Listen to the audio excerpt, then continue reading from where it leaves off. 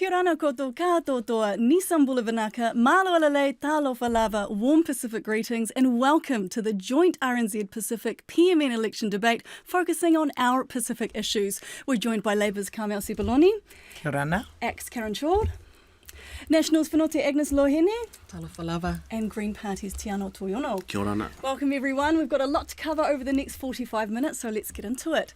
Big announcements over the weekend on immigration. Carmel, I want to start with you. Your policy offers an amnesty or regularisation for overstayers of more than 10 years. Why has this taken so long, and don't you think Pacific voters can see right through it? I think, we were really clear after the Dawn Raid's apology that this was something that we would start doing work on. We've continued to do that. In the end, the most appropriate way to do this was through a party policy promise as opposed to government activity. But we've said we'll do it in the first 100 days if we are re-elected. And we've been very clear about what it will look like and why we are doing it. I think, like you said, you wanted to do this as just something that's Labour, but at the same time, the apology was 2 years ago, and then to find out that it would only take 100 days to roll out, it doesn't seem to sit well. Well, you have to think about everything that has been expected of Immigration New Zealand in the last couple of years and the immense pressure that they have been under with respect to resuming business as usual, and above that, given the borders being closed and then the reopen, the requirement for additional visas because of the workforce shortages that we've been experiencing, a range of other things that Immigration New Zealand have been engaged with. That has meant that some of the work that we might have wanted to see done earlier hasn't been done, but we've said as a party this will be done in the first 100 days if we are re-elected. Okay, Agnes, I'd like to go to you. National leader Christopher Luxon says this approach rewards rule breakers. Do you agree with your leader?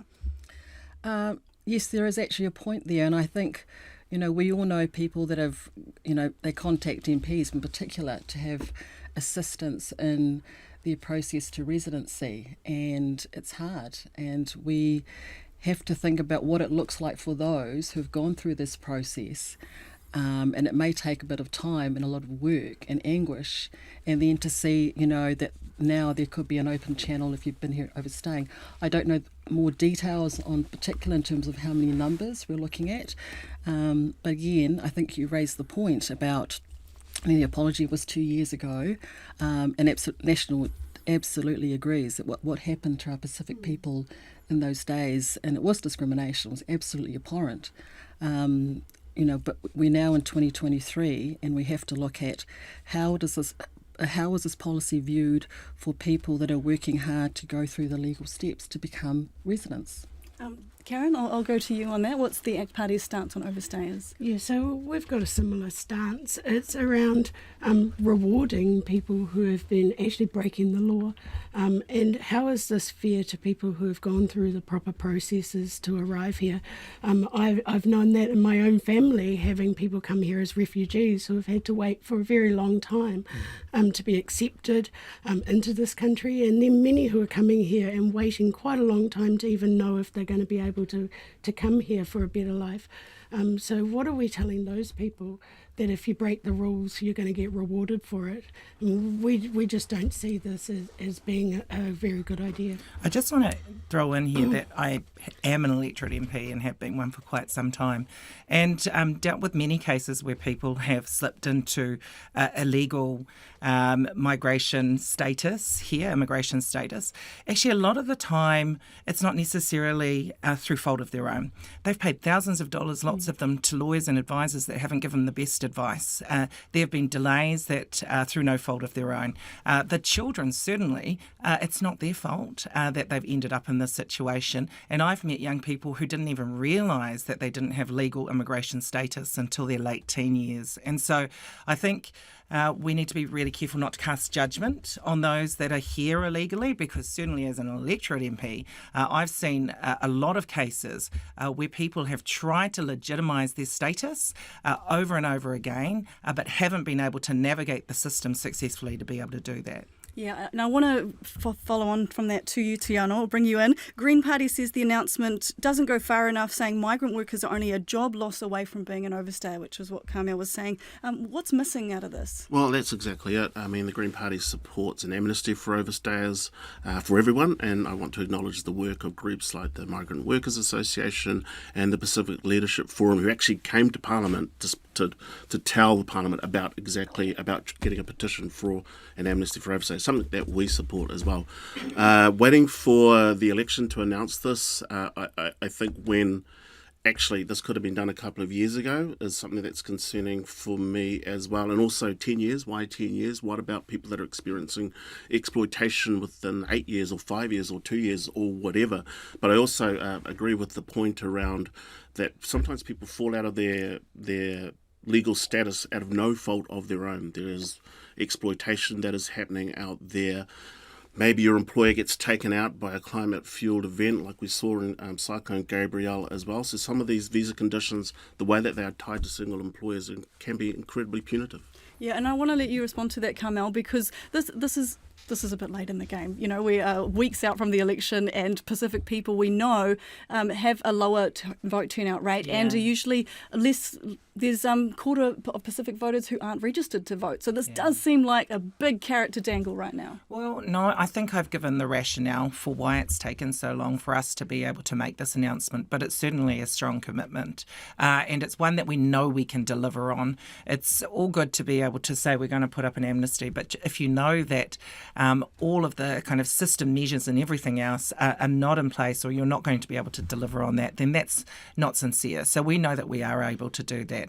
The 10-year period that has been mentioned, there was some consideration given to what the time frame should be. Off the back of the Dawn Raids apology, certainly want to capture anyone who may have been affected or been around during the Dawn Raids and still a regular, or have children that may still be impacted by that. The other group that we're particularly concerned about are those young people who are going on to tertiary education or will go into tertiary education, but will find that they can't go into tertiary education because they don't have legal immigration status. And that's one of the many stories that we've had raised with us on a number of occasions.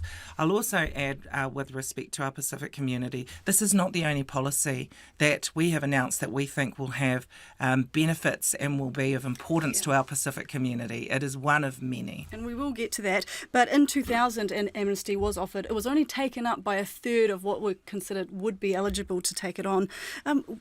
What do you think's different this time? Well, there's learnings to be taken from that particular example of when an amnesty was offered.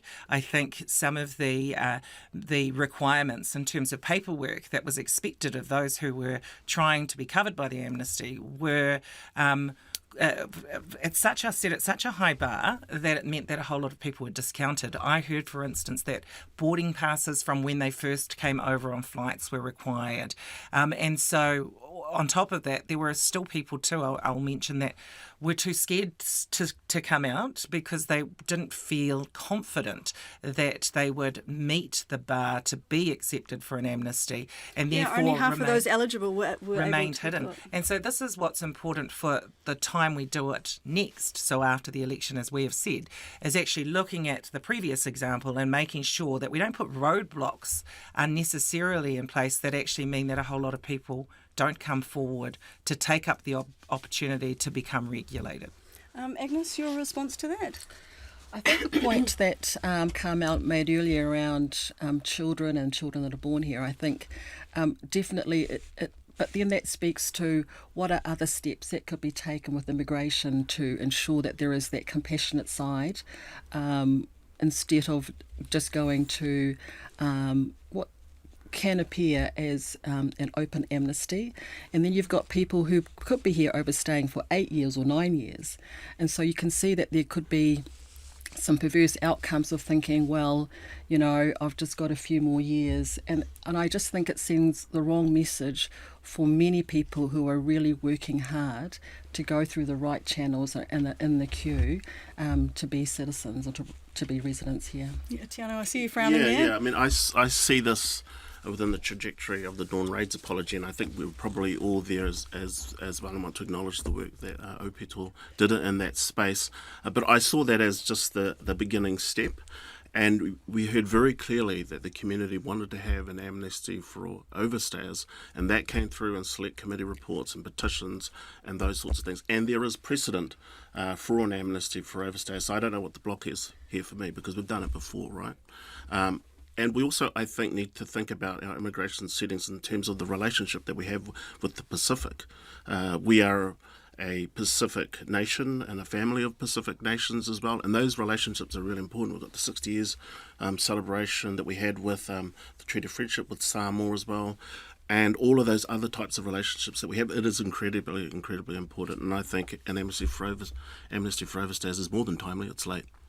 Okay, Karen, your response, and then we'll move on. Yeah, I'm just very wary of just a blanket amnesty, and I heard what Tana was saying around you just like one job away from maybe losing your visas and things like that, and we heard that a lot through COVID, and I think there's a lot of work to do with immigration around the processing times when people are applying for these kind of visas as well, because over COVID I heard of young people turning 18 and no longer on their parents' visas, and they were sitting there and they were unable to do anything until this paperwork came through. So these part of the jobs that are going to be cut through ACT?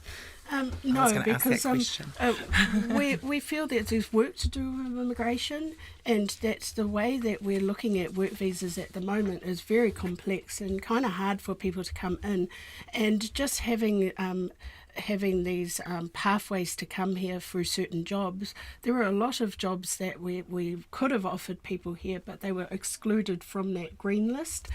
So we need to have a good look at that green list and make sure we're not excluding people that could bring their skills here.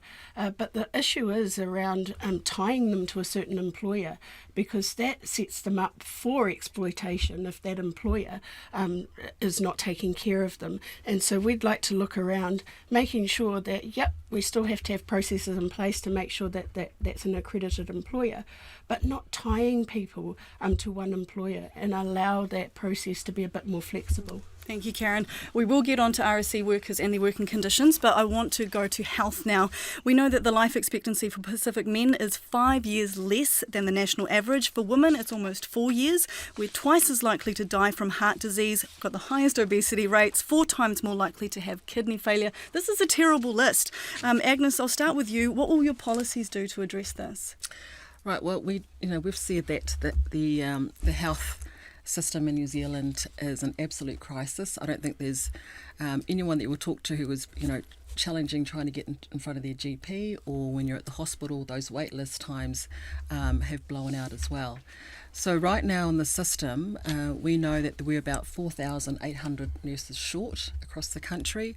We're about 1,700 GPs short, and about 1,000 midwives.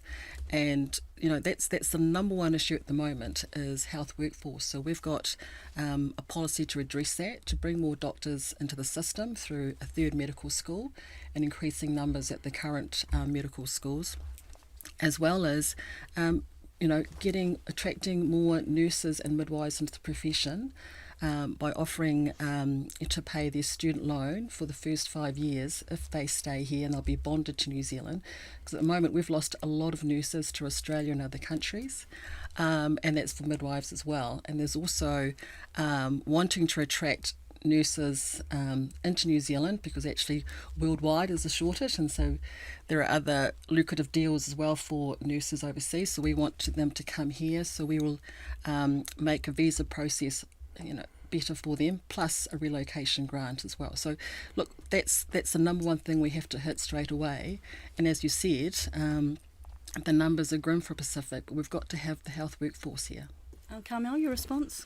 Yeah, sure, there is a lot to do, and I will say that the health workforce shortages really come down to years of underinvestment in building the workforce that we need. What we have seen over the course of the last year is, I think, 2,500 nurses come from overseas as part of via immigration.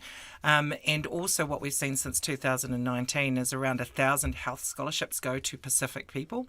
We've got to find ways to actually build the workforce. Some of that will be immigration, some of that has to be through building our domestic workforce here.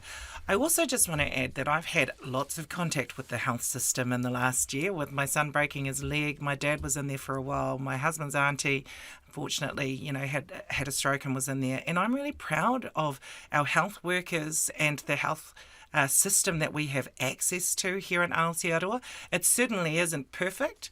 As a government, we have been very much focused on making sure that we have consistency of provision of care across the country, and that includes for Pacific people, and there's still work to do there, but we're definitely on the right track, and I'm really grateful to the health system and what it has done for me and my family over the course of the last year.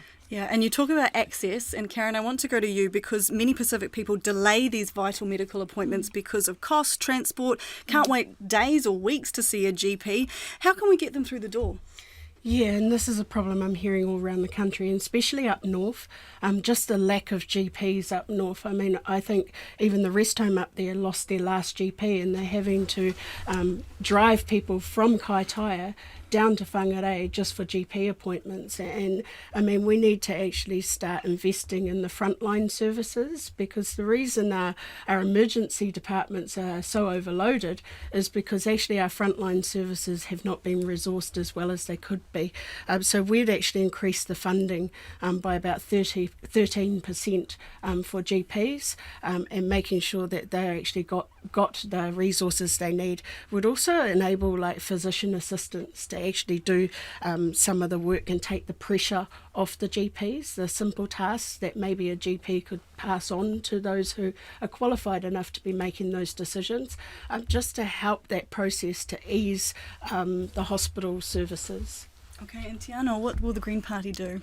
Yeah, well, I was thinking about one specific thing that we want to do, and that is free dental, but that's for everyone. And I was thinking about this in the context of our elders and our parents as well. They'll delay things because they've got to pay for all these other bills, but when it comes for them to go down to the dentist, they don't do it because it is so expensive.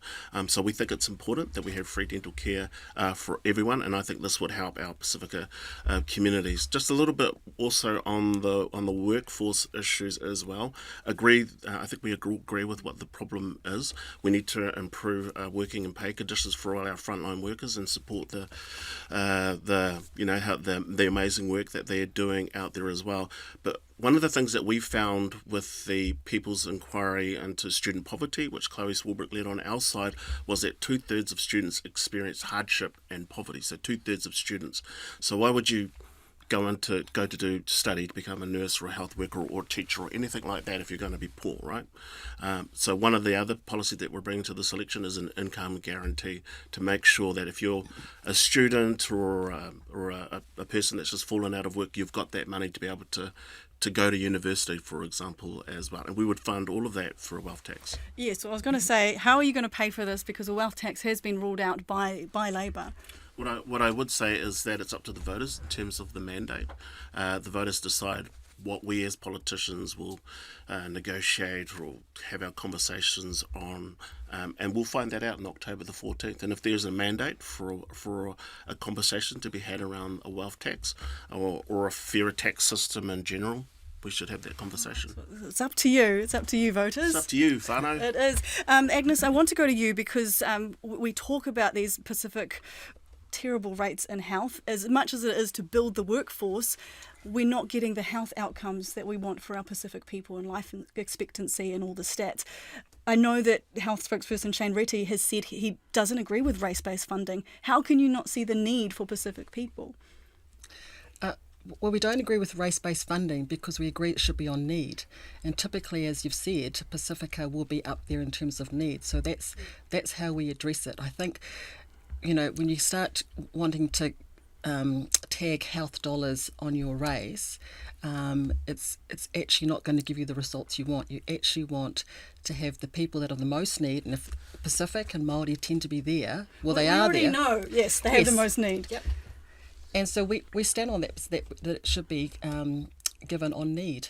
And I'm speaking to that, I think, as you have said, that the statistics show really clearly that Māori and Pacific are not getting access to the healthcare that they need to the same extent as what some other New Zealanders are. Not just Māori and Pacific, though. Those living in rural communities are another group that has been identified as missing out or not getting the access that they need. This is probably the thing I've been most disappointed about the whole way through this campaign is the attack on simple equity measures like this. This is not about giving Māori and Pacific any advantage, because we are disadvantaged given our health outcomes and our lack of access to the health system. It was always going to be on need first, but another criteria under that is then Māori, Pacific or rural, and it's about fairness. It's about trying to address some of the health inequalities that exist. It's been actually worked up to a frenzy, and those of us out on the debate trail campaigning at the moment have seen that, where it's been incredibly ugly to see the level of racism that has resulted because of the rhetoric around measures like this, when they are purely equity measures and they should be embraced by everyone. I actually think that that's a little bit harsh. When we go around the country, we're hearing from people that just want to know that our health system is going to take care of them when they need it to take care of them, no matter what ethnicity they are, and making sure that if they have cancer and they need a cancer treatment, if they have a broken bone, that they're not going to be waiting in an emergency department for 48 hours to get that bone set. It doesn't matter what ethnicity you are, you need to get the treatment when you need it. And I think people are really worried when they hear that part of that decision making is based on race. And they feel that this is just setting us backwards and dividing us as you're in this camp and you're in that camp, and we should be working together as one. My issue is like in my household and with my family, there's lots of different ethnicities there, and they feel like that they're being treated differently. They go for a service and some of them have to pay and some of them don't. And there are some Māori that are doing very well. They're offered services that are paid for when they could quite frankly pay for it themselves. And then there's some that aren't doing so well that do need that help, and we should provide it. It shouldn't be based on ethnicity. It should be based on need. But here's the issue, and I support what Carmel was saying. If you've got for Pacific health providers, that's good for our people, because some of our people, they won't go down there if that person doesn't speak their language or they don't have the cultural framework. And so I agree with what Carmel was saying. We of course we start off with needs as well, but then you've got to think about, well, what can we do to reduce the inequities in health for Māori and Pacific? Well, you have a framework, you have ways for them to access health services which make cultural and linguistic sense for them. We don't disagree on outreach. That's different. There are ways that you need to take different channels to reach those communities, whether it's rural or a particular ethnic group around language. In fact, we support a lot of outreach going into the community. The solution was not to do this massive, expensive, restructure of health at this time, particularly post-COVID, and particularly the health workforce challenges we were already facing prior to COVID. Is that not race-based policies? It's not race-based policies if you want to do outreach.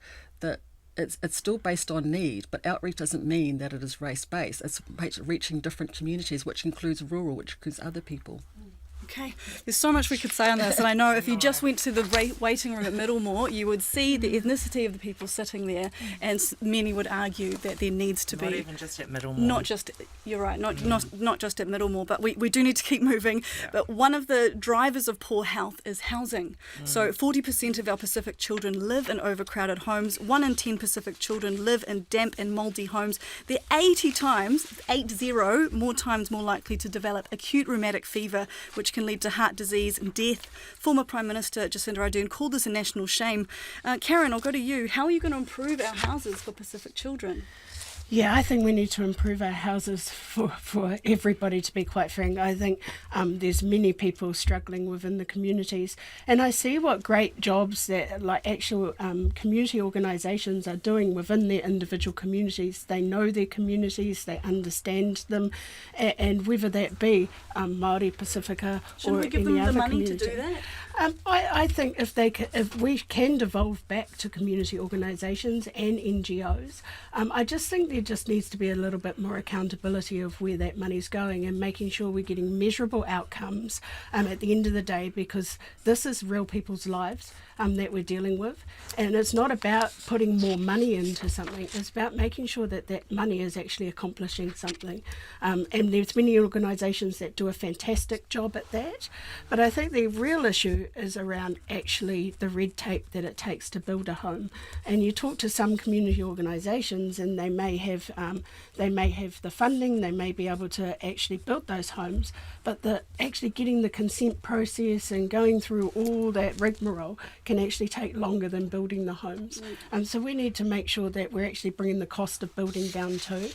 We've got policies around making the material equivalence register with countries that we deal with overseas that are very similar I to us. feel like this is helping a lot of builders and landlords, but not people living in it. Yeah, well, you have to build houses for people to live in them. Yes. And you have to build houses that in certain communities that suit that community. I remember looking for a home where I am on the North Shore, and I have lots of children, and finding a bigger home with more bedrooms was very difficult. And so we need to look at how we're planning and where we're building these homes, because where you've got smaller families, you can build smaller homes. Where you've got bigger families, you need bigger homes. I just think we need to be planning a lot better and just building all these homes in small spaces. It's good for a short-term solution, but long-term, not so much for our communities. Carmel, your response to that? Yeah, well, I'll start with the health concerns associated with housing for Pacific people. Rheumatic fever should not be part of our lives, and it is absolutely preventable. And we know one of the biggest causes are cold, damp, mouldy homes. And so we very much over our time focused on investing in that space, putting requirements on landlords to actually have standards around the warmth in their homes, the insulation that exists. Isn't this making things more expensive though? Well, the national parties say, and they have in the past, and I think ACT as well have disagreed because they thought that we were putting too many obligations or measures onto landlords. Well, it's the very least that we should expect that if you're offering a service, then it doesn't make people sick, and it's our people disproportionately because they are larger renters, because we have lower home ownership, that are reliant on that housing stock being warm and being safe to live in. And so I think it was a necessity, and I don't resile from the decisions and the investments that we've made there. It's not just about that though, it is about increasing the public housing that we have available so our people have the options. And so we have increased that by 13,000 homes. We stopped selling them off. We've got 2,700 Pacific people signed up with our program that provides them with support to pathway into home ownership. So there's a range of things going on here. Finally, I'll just say some of our Pacific populated areas are getting investment that they never had before, like the 1.5 billion we put into Porirua for housing revitalisation. That's not just the houses, that's all the infrastructure that goes around that, and that's going to be important for that densely populated Pacific community, and that shows our commitment to our Pacific people. I think we need to be a bit more honest around that as well. We've put I have been honest, well, there's Karen. all these pressures on landlords to comply with these standards, but Kaianga Ora is one of the worst landlords in some cases where they don't meet those standards and where they've got extra time to meet those standards. Government should be held to the same account as the landlords if you're going to talk in that way. And we hear story after story about how Kaianga Ora homes are actually making our young kids sick too. So blame landlords and only landlords. I just wanted to point that out. And I'll too. say Kaianga Ora has the biggest housing stock as part of being a landlord, and absolutely agree. We need to get all of our public houses up to standard as well. Yes, so set these regulations, and can you match them as a state Something landlord? on the Kaianga Ora build as well. I think we also need to make sure that there's that the builds are also multi-generational, because Pacific families are actually, it's not just two parents and three kids and a white picket fence, it's everybody else as well, so making sure that's factored in as well, but agree that they need to be healthy, warm homes as well. And so for our part, we've put in a pledge to renters, so making sure that we have a rental warrant of fitness, so regardless of where you live, that it's important that you have a warm, healthy, insulated home. When we put out that policy, we had renters send in photos of some of their accommodation where they were living. Some of it was terrible. It's like mushrooms growing on the floor, broken windows, all of this, cheaper rent, don't all you? of this kind of carry on as well. It's not acceptable in a country like New Zealand that some of the accommodation that our people are living in is like this, and also acknowledging that there are 1.4 million renters within Aotearoa, New Zealand, and many of those people are our people. Yeah, you're right. And Agnes, I haven't given you a chance to respond. How is the National Party going to help Pacific renters? Well, I just want to come back to these, to the state houses. I grew up in a state house, crowd of 15 people, and one of my sisters has lived with asthma her whole life, and in fact it put her behind in school. This is the reality, and so we've always been supportive of making sure that our homes, whether they're our, Kāinga Ora homes or private landlords, Didn't are National warm want and to dry. scrap the Healthy Homes Initiative? We had our own policies around, standards for healthy homes. Again, it was trying to strike that balance to ensure that there was still an incentive for landlords to want to be landlords. Otherwise, what we've seen at the moment, we've seen a drop in rental properties and then rent's gone up.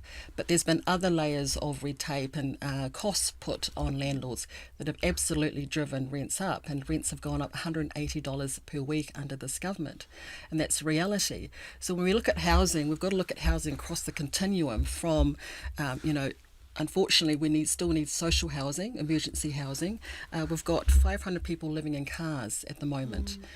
So we've got a priority category to move those people who've been living in cars further up that social housing list.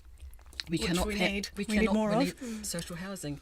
And it was actually the national government that actually supported this, that what we have now is community housing providers, because we actually can understand that actually the government aren't the best landlords. There are actually groups in the community that are better at actually building houses for that community in whatever bedroom that they know these communities need, 3, 4, 5 bedroom homes, to be supported. And that was cut off under Labor, so they haven't been able. The community They haven't been providers able, still they haven't been able exist. to grow. It's So about we're having going to both. offer, an infrastructure funding for those chips to be able to bid alongside Housing New Zealand or Kāinga Ora to actually build homes and provide that wraparound support for those families, because we find that they're actually better at it because they're in those communities. Respectfully, I have to say that under the previous national government, public houses were sold off. And so, we've had to work make hard social to houses. build them back. And I would never, ever devolve the government's responsibility for public housing. It's something that the government should continue with. But there's community housing providers have continued. They continue to be supported by the government. It's not one or the other. It is both that are required. And another way to keep rents affordable is that you cap rents, right? So that's predictable for people. I've heard many stories where the rent has kind of jumped up and they had no idea that it was coming through. So if you actually have rental caps, then that creates certainty for everybody. Thank you, Tiana. We need to keep moving. Great food for thought, everyone. Education. The action plan for Pacific education lists racism, bullying, low expectations from some teachers, not having enough food or money for transport as factors in low engagement and achievement. We checked with Rowandale School Principal, Carl Vassal. He wants to know what initiatives your party will introduce that will work for Pacific students. Tiana, I'll start with you. I totally acknowledge all the work that our frontline teachers are doing out there as well, and it's important that we support our teachers in acknowledging the strikes that have been happening on through this year as well. But he is right. That's why we've come out with an income guarantee as well No, to but support we're talking our school education. Yeah, I was just thinking outside of the school gate, right? So if you deal with the inequities that are happening outside the school gate, that flows into the school as well. So if you make sure that you've got all that stuff around, making sure that our tamariki are in warm homes, healthy homes, and that there's food coming on the table because you've got things like an income guarantee, that's a good thing. We would also support extending ka ora, the school lunches and program, but we would also extend that to 135,000 more tamariki, because what we know is that if kids are hungry, it's very hard for them to learn, and for some of our kids, this is the one meal that they'll get, healthy meal that they'll get in the day as well. And we also included and cost that into our use of a wealth tax. Okay, Agnes, I know you're passionate about education. Very. So we've got a Teaching the Basics Brilliantly program, because actually what's happening and what we've all seen is that education has been on steady decline for some time. And actually out of all the numbers that I've gotten sheets in front of me on stats and things like that, the one that We'll come back to you, Agnes, Sorry. if you like. The one that upsets me the most is 14.2% of our Year 8 students, this was tested in 2022, 14.5% reach the minimum curriculum for maths. And the general number was actually 41.5. So our Pasifika students, 14.5. That is actually real in terms of their ability to have, earning potential as young adults. And please don't say it's COVID, because why is Pasifika students the lowest of all groups and nothing has been done? Isn't this the argument to put more money into Pacific students? Well, look, 5 billion more on education under this government for 1,400 more public servants, and yet those numbers have gone A lot of backwards. that went towards pay for teachers, because At the end of the day, their pay had not gone up under the previous national at the end of the day, government. this government has failed our students, our Pasifika students, and that needs to be turned around. And I want the same attention put on a national government to hold us to account, to lift achievement for all students, including our Pasifika students. Thank you. Just to talk on the part of the teachers, but I talked to some teachers where their pay rise hasn't kept up with inflation for 10 years. So some of that money was vital money that needed to go to our teachers, because the working conditions of our teachers, those are the learning conditions of our tamariki. Yeah, some would argue underinvestment for decades. Yeah. Karen. Yeah, and when you're talking to teachers as well, is their jobs have got really complex over the last few years. Not only are they teachers, they're social workers. Kids have been through a lot. They've effectively had interrupted education for the last 3 years. A lot of them are feeling anxiety about whether they're going to pass their exams. A lot of them are suffering from mental health issues because of the last 3 years. And a lot of them are socially behind as well. So teachers are dealing with all of this on top of actually trying to educate our kids. We're very passionate about education, and we've talked a lot about charter schools and partnership schools and how they were really good for young people who didn't quite fit into the education system as it is. And it was shut down under this government. Could we? And we would really like to bring that back. Give the kids an option, if they aren't fitting into that school environment, that they can be part of a partnership school where the learning is a bit more flexible and based around their needs. Okay, so your solution is to just give them a separate school? No, not just that. I mean, we need to make sure that our children have stable homes, for starters, because when you're not stable at home, you're not stable at school. We have children living in motels with uncertainty about where they're going to be from week to week. We have children that aren't being enrolled in school because of that fact, because parents don't know which school to enrol them in because they don't know. Yes, and you want where to they're gonna introduce infringement notices for chronic truancy? How would that work? That doesn't work. Are you It's going been to introduced before. fine parents for missing Yeah. school? Yeah, well, we want to make sure that kids are actually going to school in front of a teacher and actually learning. And it'd be on a case-by-case basis. Yeah, I think there's already issues if they're not showing up to school. Do you think fining them is going to help? Well, I just think there has to start being consequences around making sure our children are going to school. So more punishments. Well, making sure that we're finding out what the reason is first. Don't go straight in there and say you're getting an infringement notice because your kids isn't going to school.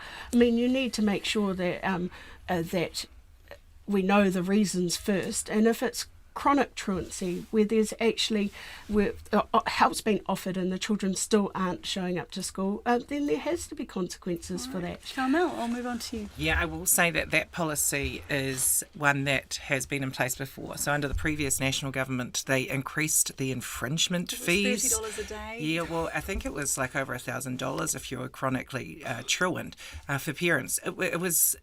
I don't even know if they enforced it once. And if they did, it would have been a handful of times. And so it's just, unfortunately, in that space, talking a big game, but it doesn't actually have the positive impact. I want to acknowledge principals and teachers that are out there doing this very important job, including Carl Vassell, that put the question to you. We went to Teachers College together. I always knew he'd be a great advocate for education. Some of the things that I'm most proud of were really reflected in one of the schools that I visited in the Bay of Islands recently. It is a high deprivation area. When I went, predominantly Māori in that school. They have the Food in Schools program now. That's making a difference with respect to the kids actually showing up. New classrooms, new basketball turf, new food tech space. They've got period products in schools. They have also got the system in place where the government gives the money so they don't have to charge a donation, because they were never getting that donation from those particular families anyway. These are measures that help to assist with the education that goes on, but also address some of the social challenges that these families are facing outside of the school. These are the types of investment that Labor has on our track record, and these are the types of things that we would want to continue doing. It isn't just about, although it's very important, the education that happens. It's about getting the kids there and addressing some of their social issues. I think we've all brought that up, but I just want to finish with you, Agnes, because I can tell this means a lot to you. I think it means a lot to everybody, and it's just that particular number says a lot about what we're setting up for those young children, and that's at the end of the year 8, which says that they were not given the basics properly, which is why the 1 hour, we can support period products, but we need to have the 1 hour of maths, 1 hour of reading, 1 hour of writing every single day at that early level to lock that in. That needs to be the priority. Yeah, I think we all want these outcomes, and we're all saying that there's a bigger picture here, that there's so many other factors, which needs to move along to another thing that our voters are very concerned about. Is we talk about gangs, we talk about crime rates. Some of these are the pathways for kids that are not in school. But what I want to do is take a step back and look at some of the influences or precursors to crime, which is home life. And Karen, you mentioned this before, growing up in a stable home. Almost half of our Pacific children are likely to grow up around family violence. Pacific children are twice as likely to be hospitalised due to assault, neglect and maltreatment. These are shocking numbers. How do we change this? Yeah, this is something that I'm very passionate about. This is why I put my hand up to come into Parliament. None of us want to come into Parliament to make people's lives worse. We want to come in there I'm very passionate about this too, because the beginning of our lives is such an important part of our lives, and we need to make sure that first 5 years of a child's life is a happy life, is a safe life, and that we are helping parents to make sure that they can be the best parents that they can be. But sometimes there are parents that maybe they can't, and we have to, as a government, if you're in government, make sure that if we are removing children from those environments, which does happen, that we're not removing them from one unsafe environment into another, and we're not doing that well. Isn't and that so a lot more of prison beds? Isn't that doing that? Well, exact no, thing? because at the end of the day, if a child is not safe, and we know that child's not safe, aren't we obligated to make sure that child is getting everything they need to have the best start in life, to have people around them that love them and care for them, and that are going to make sure that they get an education, that they get in front of a GP, that they get the mental health care that they need. And that's really important to me. But the first thing should be, if they can be with family, let's try and make that happen. And we need to work with family and the children. And I don't think we do that very well right now. So I have released a policy specifically on oranga tamariki and our young kids and how we do that. And I think that this topic is more important than we really do understand.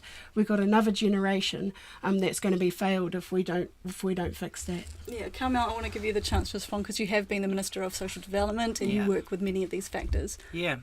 I've also co-led the work addressing the youth crime situation that we've been faced with. I have to say the data is really clear. All of those kids that have been involved in ram raids and those types of activities, the vast majority have had family harm histories. The vast majority have someone in their close or immediate family who has been incarcerated and put through the prison system. And a large number of them, if not all of them, have not presented or have experienced truancy issues and so have not been actively, consistently in the schooling system. We don't think locking up people helps. And actually, when you look at the history of these young people who are involved in criminal activities, the fact that a large number of them have family members who have been locked up goes to show that there are intergenerational impacts from that. It's almost like an opportunity for gangs to actually recruit once they're in there. And so we don't think that that is the answer. What we are seeing with programs like we've put in place for those young people that have committed ram raids is actually really positive results. Over 80% of them, I believe, not going on to reoffend. What that takes is a lot more than just simply locking them away. It actually requires full wraparound support for not just them, but for their siblings and their families. It has to be in situ. You can't just take them out and put them in a boot camp, because when they finish at that boot camp, they're coming back to the social issues that led to the behaviours in the first place. And so it has to be full wraparound. It has to be all the government agencies and community organisations that are required to address the challenges that have led to the behaviour. It's harder, but it works. And more expensive. And it is more expensive, but it's going to be cheaper in the longer term if we're able to address the whole whānau's issues so that the behaviour doesn't continue and so that other things don't happen in that household too. Yeah, I want to go to Agnes because this could be called soft on crime. What's National's response to that? Well, this is a big issue. So if we talk about, so on one side we've got, we're talking about the challenges. So our young people who are committing crime or ram raids, you generally can go back and you can see that there's been dysfunction in the family or addiction, and so we have to tackle that in terms of social investment.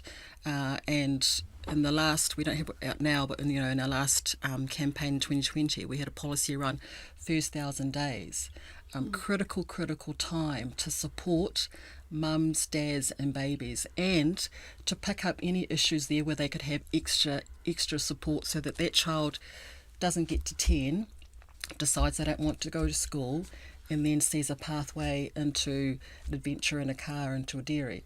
So that's one side.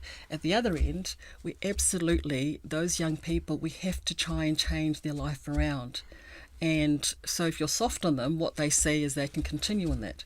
And so we do have policies around military academies where they are going to have wraparound support. No, they do work. There'll be wraparound support, there'll be coaches in the community. You cannot put them back into the same environment where they haven't learnt anything.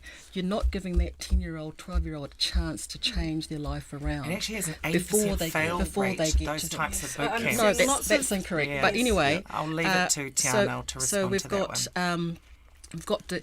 Then the other side of the equation is actually we have to keep our communities safe. So whilst we are dealing with, these are long-term issues here that we absolutely have to address, whatever government's in, we also have to make sure that we are keeping our communities safe, families, people on the street. There's just violence now, young girls being attacked at bus stops, at train stations. I don't actually like my son now to be at the train station too late at night. That's a terrible situation to be in, that you feel that your child's not safe just busing or training home. Yeah, no, it's all a major issue, and there are realities for our people. Tiana, I want to give you a response before we need to wrap it up. Time's going fast. The problem with National is that they're soft on poverty. Like, we've all just acknowledged the long-term systemic issues here, and it does require money being put on the table to have all those wraparound services. So if people are falling off the wagon, they can get addiction support, mental health support, all of these things, but it does require support from the state. And we also have to address those underlying drivers of poverty as well, because if you have the stable home life, because there's food on the table. You know, the family can afford to keep the lights on, and the health is a healthy one. That helps to stabilise our families. That's what we should be doing. Locking them up into boot camps, it just won't work. Which is why you need a strong and growing economy to be able to do so that. many Fear things. going to work every day, because either A, they're going to come to work and find that their shop's had a car rammed through the front door, or B, someone's going to jump the counter and attack them for what's behind their We've counter. actually seen a massive there has decline. to be consequences for that behaviour. We've seen a massive decline, and just talking a big game about punishing people is not necessarily going to address the issues. Doing what we've done has resulted in a massive decline in ram raids, and we've got to continue that work. Okay, there's so much we need to do on this, but we need to wrap up. One sentence from each of you, please, on climate change and how your party is going to improve this. Agnes, we'll start with you. We've got policies out to double renewable energy. We're going to help farmers also clean up in their areas, and we're going to also invest in public transport as well. Okay, public transport, thank you. Tiano? Well, the Green Party has a very strong record on taking climate action as well. So a vote for the Greens is a vote for climate action. It's a vote for supporting our communities to become more climate resilient as well. And in our climate safe communities policy, we've got some money set aside to support our towns and our councils to make their towns and councils more climate resilient. We also need to keep mitigating our emissions as well, because when we do that, we play our part in the wider picture of things, and just recognising and remembering that actually Aotearoa New Zealand is a Pacific nation and a family of Pacific nations. Thank you. Carmel? There's too much at risk for our country and the planet to not take action, and so we are action oriented. Our track record with the Greens, I will say, goes to show that we have been able to reduce carbon emissions. It's very scary to think that some of the very successful initiatives that we've put in place together are now currently at stake because other political parties don't want to continue to support them. This is not just about our trade environment, although that is very important. It is about our planet, and we should be prioritising this. We certainly will be. Thank you, Karen. Yeah, so I mean, we've got policies in areas around that, around making sure we're also looking at adaptation for climate change and making sure that our communities are adapting to what might be coming as well. Investing in making sure, like in Sunninook where I live, where the fields were created, were dug down and created to hold the water that was coming their way, and that actually stopped a lot of the flooding during the cyclone. And so looking at how we're building our infrastructure and adapting to climate change. Thank you. Just finally, quick pitch to our voters. 30 seconds. Oh, well, 30 yes, seconds. climate change Double the is pitch. very important to the wider region, but Tiana, we'll start with you. Why should Pacific voters vote for the Green Party? Well, kia ora everyone. A vote for the Green Party is a vote for climate and community. It's a vote for people and for the planet, and people before profit. We know that we're in the middle of a climate crisis and a biodiversity crisis, and over that is the crisis of inequality. And the Green Party, we have the solutions to address all of those issues. So party vote Green. Talofa everyone. So I believe the National Party is a great choice for Pacific people this election. National Party believes in strong families and caring communities, and therefore the best way that we can support families is to grow a strong economy so that we can have those choices, that we can have options, opportunities in work, deal with the cost of living, and ensure that we can support and grow those very important areas, education and health for our people. Thank you, Karen. Yeah, I mean, ACT has policies around education and giving our kids choice and options within education. Making housing more affordable by cutting red tape and making it easier to build, and also looking at about families, being able to bring your family here to help you when you're trying to build a start, when you first had children, and enabling your family to come here and be here with you in those most important times, because we understand that it takes a community to raise a baby, and those first 5 years are so important, and if we can allow parents to come here and help out for those first 5 years, I think that will help build a healthy relationship within the family. Talofa lava, I've been very proud to be part of a Labour government who takes our Pacific community very seriously and values the contribution that our Pacific people have always made. I've had the privilege of being Deputy Prime Minister and working alongside 10 other Pacific MPs. Representation is important. We are your voice and have been your voice at the table. That is how we've been able to make traction in the housing space and the health space, get more funding for education and a range of other areas, and we will continue that work. We believe every New Zealander deserves equal opportunity to be able to get ahead. Our people are here working hard and they deserve to be backed by a government who believes in them, and that is the Labour Party. Okay, whawhetai lava, malo Pito for joining us today. And for those watching, we hope this has helped you decide your vote for October the 14th. We all want what's best for New Zealand and for the people living here to thrive. Even if we disagree on how that looks and how to go about this, I hope we can leave this space as tangata moana, people of the Pacific, with the va intact. We had Labour's